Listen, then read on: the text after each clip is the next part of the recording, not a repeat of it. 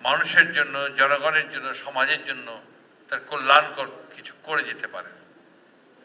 Doctor Saida Rafiq তাদের মধ্যে ছিলেন অন্যতম। আপাদ মস্তক একজন জাতীয়তাবাদী, আপাদমস্তক একজন দেশপ্রেমিক, অত্যন্ত বিদুষী এবং জ্ঞান শিক্ষার প্রতি তার যে অনুরাগ সেটা তিনি তার জীবন দিয়েই প্রমাণ করেছেন। তিনি যে শিক্ষা প্রতিষ্ঠানটি গড়ে তুলেছেন তা নিঃসন্দেহে সেটাই প্রমাণ করে। আমরা এখন একটা খুব কঠিন সময়ে বাস করছি। এই সময়টা খুবই অস্থির। একদিকে বিশ্ব রাজনীতিতে ভয়াবহ নৈতিকতার অভাব, বিনা কারণেই একটি দেশের সার্বভৌমত্বে হস্তক্ষেপ, বিনা কারণেই দেশের প্রধানকে, রাষ্ট্রের প্রধানকে এবং একটি মতবাদের প্রধানকে হত্যা করা, একটা স্বাধীন রাষ্ট্রের প্রেসিডেন্টকে তুলে নিয়ে গিয়ে জেলে পুরে দেওয়া, এক ভয়াবহ বিশ্ব। আমরা যারা কিছুটা পুরনো মানুষ, কিছুটা বলবো কেন, পুরনো মানুষই, আমরা বেড়ে উঠেছি গণতান্ত্রিক একটা ব্যবস্থার মধ্যে দিয়ে, চিন্তার মধ্যে দিয়ে। আমাদের ধ্যান ধারণা চিন্তা ভাবনার মধ্যে সবসময় গণতান্ত্রিক চিন্তা ভাবনাই আছে। আমরা মানবিক মূল্যবোধে বিশ্বাস করি, আমরা মানবতায় বিশ্বাস করি, আমরা গণতন্ত্রে বিশ্বাস করি, আমরা প্রতিটি রাষ্ট্রের স্বাধীনতাতে বিশ্বাস করি। এই মানুষগুলো আমরা এখন অত্যন্ত কষ্টে আছি। চতুর্দিককার অবস্থা দেখে আমরা কেমন যেন হতাশ হয়ে পড়ছি। বাংলাদেশও ঠিক একইভাবে অস্থিরতার মধ্য দিয়ে আমরা এগিয়ে চলেছি। আল্লাহর কাছে হাজারো শুকরিয়া জানাই যে আল্লাহ তার অশেষ রহমতে বাংলাদেশের মানুষ এখনো সঠিক সিদ্ধান্ত দিতে বিচলিত হয় না, দ্বিধা করে না।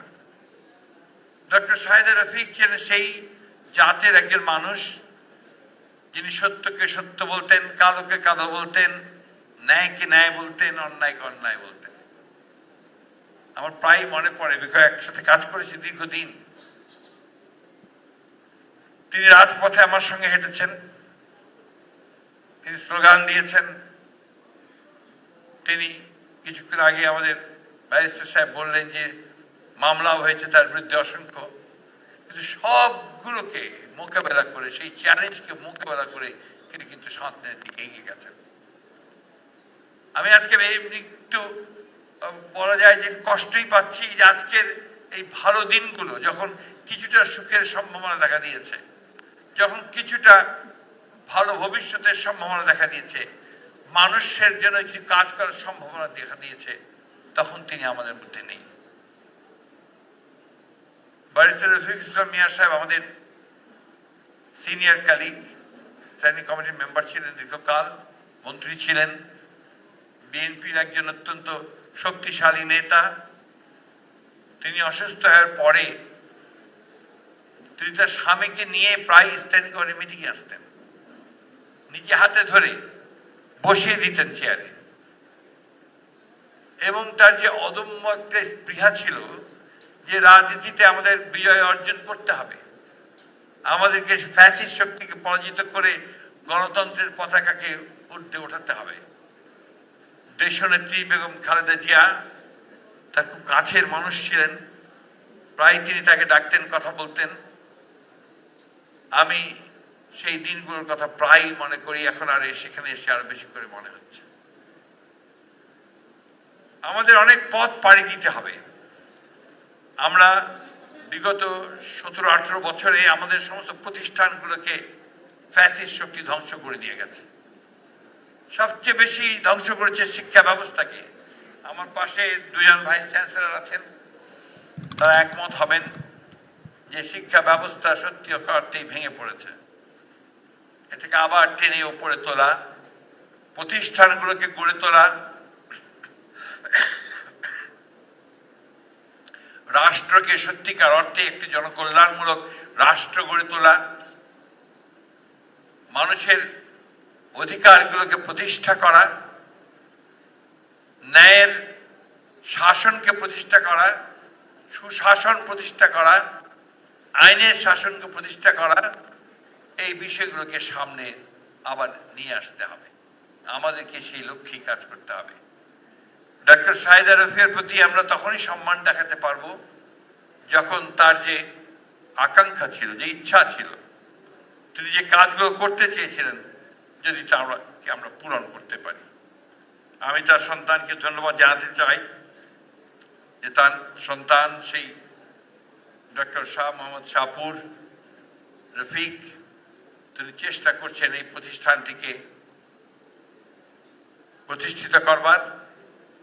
আমি আজকে তাকে এটুকু বলতে পারি এবং আপনাদেরও বলতে পারি, আমাদের পক্ষে যা কিছু আইনের মধ্যে সম্ভব তাকে সাহায্য করা, প্রতিষ্ঠানকে সাহায্য করা, আমরা অবশ্যই তা করবো। এটা আমাদের দায়িত্ব বলে আমরা মনে করি।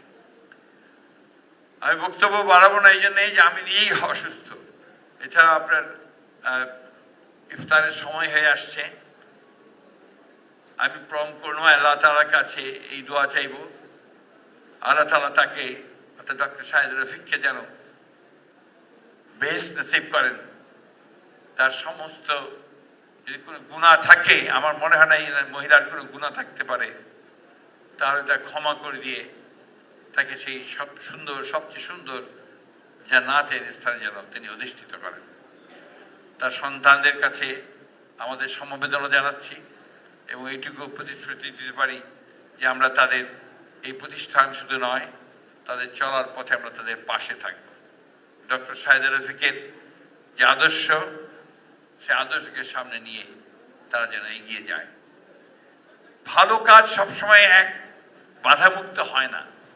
আমাদের দুঃখ হয় যখন বেগম রোকেয়ার মতো মানুষকে, মহিলাকে, নারীকে আমরা যখন দেখি যে কোনো মানুষ, কোনো মহল অবজ্ঞা করে। আমি সেই কথাটা বলতে চাই না যে কি বলেছে, এটা আমাদের দীনতা, আমরা যে কত দিন তার প্রমাণ করে। আমরা মাথা উঁচু করে বলতে চাই যে ডক্টর সাইদা রফিক ছিলেন আমাদের বেগম রোকেয়ারই একজন পাশের মানুষ, যিনি সংখ্যাকে এগিয়ে নেওয়ার চেষ্টা করেন। আমরা গৌরব বোধ করি তার জন্য এবং আবারও আল্লাহ তাআলার কাছে এই দোয়া চাই যে আল্লাহ তাআলা তাকে যেন বেহেশত নসিব করেন। আপনাদের সকলকে আমার কথা বলবার সুযোগ দেওয়ার জন্য আন্তরিকভাবে ধন্যবাদ এবং কৃতজ্ঞতা। আসসালামু আলাইকুম।